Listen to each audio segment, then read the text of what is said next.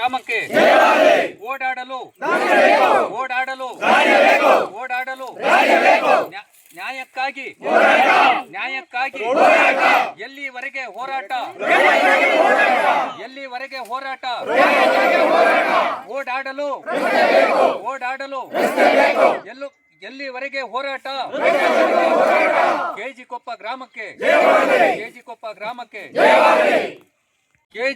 ಗ್ರಾಮದ ಹೋರಾಟಕ್ಕೆ ಎಲ್ಲಿವರೆಗೆ ಹೋರಾಟ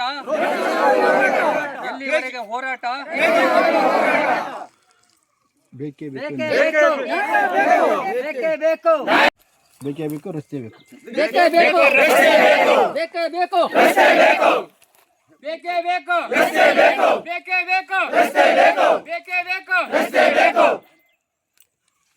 ಈಗ ನಾವು 4 ಸುದ್ದಿವಾಹಿನಿಯವರು ಒಂದು ವಿಷಯವನ್ನು ಪ್ರಸ್ತಾಪ ಮಾಡಿದ್ವಿ.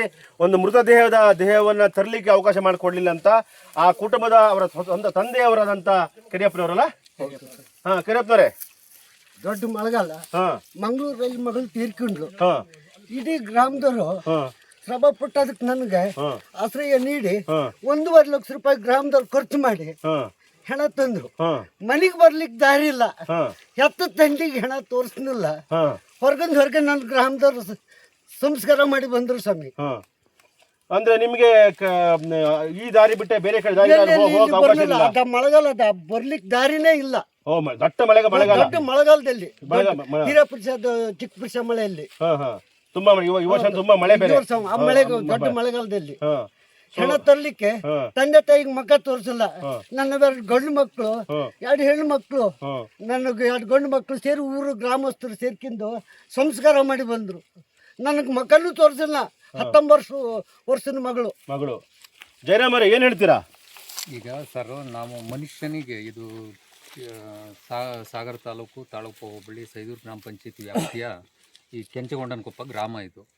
ಈ ವಿಚಾರ ಸಾಮಾನ್ಯವಾಗಿ ಈಗ ಒಂದು 4 ವರ್ಷದ ಹಿಂದೆನೇ ಸ್ಥಳೀಕರೆಲ್ಲ ಸೇರಿಬಿಟ್ಟು ಈ ಭಾಗದಲ್ಲಿ ವಾಸ ಮಾಡ್ತಕ್ಕಂಥವ್ರು ಕೆಲವರು ಏನು ಹೇಳಿದ್ರು, ಈಗ ಮನುಷ್ಯನಿಗೆ ಅವಶ್ಯವಾಗಿ ಬೇಕಾಗಿರೋದು ಮೂಲಭೂತ ಸೌಕರ್ಯಗಳು, ಓಡಾಡೋ ರಸ್ತೆ, ಕುಡಿಯೋ ನೀರು, ಬೀದಿ ಲೈಟು, ಇವೆಲ್ಲ ಅವಶ್ಯಕತೆ. ಮತ್ತು ಅದ್ರ ಜೊತೆಗೆ ನಾವೆಲ್ಲ ರೈತರು. ಈಗ ನಾವು ಬೆಳೆದಿರ್ತಕ್ಕಂಥ ವಸ್ತುಗಳನ್ನ ಸಾಗಾಣಿಕೆ ಮಾಡಲಿಕ್ಕೆ ವ್ಯವಸ್ಥಿತವಾಗಿರ್ತಕ್ಕಂಥ ಒಂದು ರಸ್ತೆ ಬೇಕು. ನಮಗೇನು ಹೈವೇನೇ ಬೇಕು ಅಂತಲ್ಲ, ಒಂದು ಟ್ಯಾಕ್ಟ್ರು, ಒಂದು ವಾಹನ ಓಡಾಡಲಿಕ್ಕೆ. ಈಗ ನಾವು ಕೊನೆಗೆ ನಮ್ಮ ಗ್ರಾಮದ ಒಂದು ಗಮನಕ್ಕೆ ಬಂದಾಗ ನಾವೆಲ್ಲರೂ ಗ್ರಾಮದ ಸಮ ಏನು ಮಾಡಿದ್ವಿ ಅಂದರೆ ಒಂದು ತೀರ್ಮಾನ ತಗೊಂಡಿವಿ. ಈಗ ಎಲ್ಲರೂ ಅಕ್ಕಪಕ್ಕದಲ್ಲಿ ನೀವೆಲ್ಲರೂ ದಾರಿ ಬಿಟ್ಕೊಟ್ರೆ, 6 ಅಡಿ ಜಾಗ ಬಿಟ್ಕೊಟ್ರೆ ನಾವು ಗ್ರಾಮದ ವತಿಯಿಂದ ನಾವೆಲ್ಲರೂ ಕೂಡ ಸಹಕರಿಸ್ತೀವಿ ಅಂತೇಳಿ ಆಯ್ತು. ಈ ಉಳಿದಿರ್ತಕ್ಕಂಥ ಈ ಕಡೆ ಭಾಗದಲ್ಲಿರ್ತಕ್ಕಂಥ ಎಲ್ಲರೂ ಕೂಡ ಜಾಗವನ್ನು ಬಿಟ್ಟರು. ಈಗ ನಿಮ್ಗೆ ಕಾಣೋ ಪ್ರಕಾರ ಈಗ ರಸ್ತೆನೂ ನಿರ್ಮಾಣ ಆಗಿದೆ. ಈ ಕೊನೆ ಹಂತದಲ್ಲಿ ಇಲ್ಲಿ ಬಂದ್ವಿ. ಈ ಜಾಗದ ಇಲ್ಲಿ ಎಷ್ಟು ಮನೆ ಇದೆ? ಇಲ್ಲಿ ಅವ್ರದ್ದು 2 ಮನೆ ಇದೆ. 2 ಮನೆ. ಇದನ್ನ ನಾವೀಗ ಈ ರಸ್ತೆ ಸಂಪೂರ್ಣವಾಗಿ ಅಲ್ಲಿವರೆಗೂ ಹೋಯ್ತು ಅಂತಂದ್ರೆ ನಮ್ಗೆ ಇದೊಂದು ರೋಡ್ ಸುಸಜ್ಜಿತವಾಗಿರ್ತಕ್ಕಂಥ ನಿರ್ಮಾಣ ಆಗತ್ತೆ. ಸೊ ಹಾಗಾದ್ರೆ ನಿಮ್ಮ ರೈತಾಪಿ ಚಟುವಟಿಕೆಗೆ ಎಲ್ಲರಿಗೂ ಸಹಾಯ ಆಗುತ್ತೆ. ಶಾಲೆ ಮಕ್ಕಳಿಗೆ ಹೋಗಕ್ಕೆ ಸಹಾಯ ಆಗುತ್ತೆ, ಆಸ್ಪತ್ರೆ ಹೋಗ್ಲಿಕ್ಕೆ ಸಹಾಯ ಆಗುತ್ತೆ ಅಂತ ಹೇಳ್ತೀರಾ?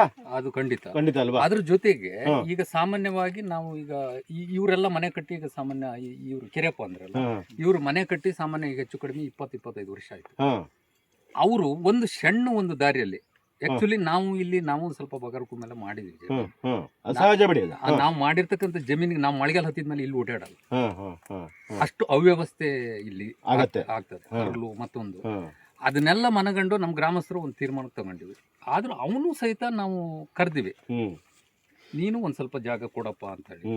ಆದ್ರೆ ಅದನ್ನ ನಮ್ಮ ಗ್ರಾಮದ ಮಾತನ್ನ ಧಿಕ್ಕರಿಸಿ ಇವತ್ತು ಈ ಮಟ್ಟಕ್ಕೆ ಆಗ್ಲಿಕ್ಕೆ ಕಾರಣಕರ್ತರು.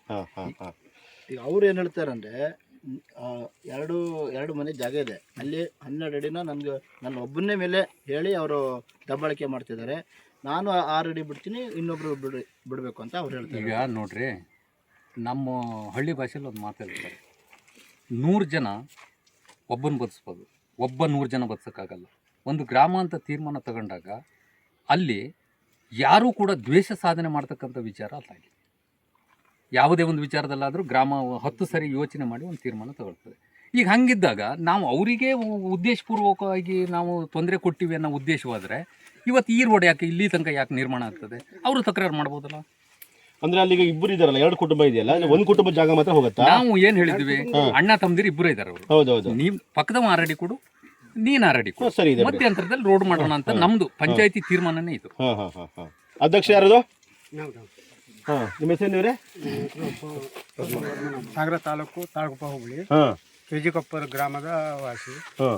ನನ್ನ ಹೆಸರು ಪದ್ಮನಾಭ ಅಂತ. ಪದ್ಮನಾಭ. ಈಗ ಏನ್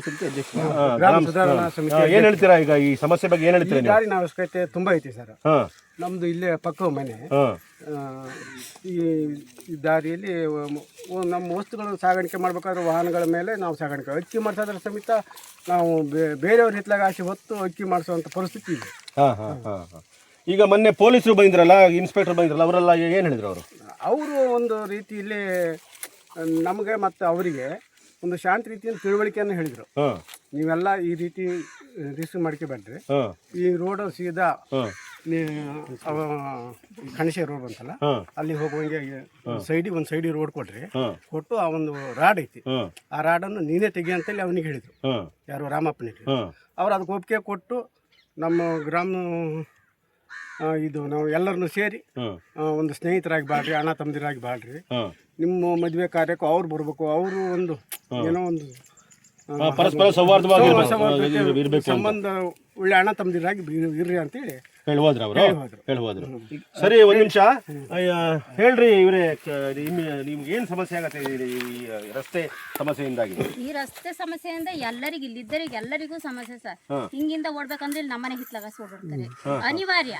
ಈಗ ನಾವು ರೋಡ್ ಬಿಟ್ಕೊಂಡು ನಾವು ಒಂದ್ 4 ಏನಾರು ಒಂದ್ ಗಿಡ ಹಾಕಿಂದ್ರು ದನ್ ಕರ ಬರ್ತಾವ, ನಾವು ಕಾಯ್ತಾ ಕುಂದ್ರಕ್ಕಾಗಲ್ಲ, ನಾವು ಕೂಲಿ ಮಾಡೋರು, ನಾವ್ ಎಷ್ಟೊತ್ತಿಗೂ ಮನೆಗೆ ಇರಕ್ಕಾಗಲ್ಲ. ನಮ್ಮ ಮನೆಯವರು ಕೆಲ್ಸಕ್ಕೆ ಹೋಗೋರು, ಅವ್ರು ರಾತ್ರಿ ಎಷ್ಟೊತ್ತಿಗೆಲ್ಲ ಬರ್ತಾರೆ. ನಮ್ಮ ಮನೆ ನೋಡಿದ್ರೆ ಗುಡಿಸ್ಲು ಮನೆ 30 ಮನೆ ಸರ್. ನಾನ್ ಮಕ್ಳು ಕಟ್ಕೊಂಡಿರಳು ಒಬ್ಳೆ.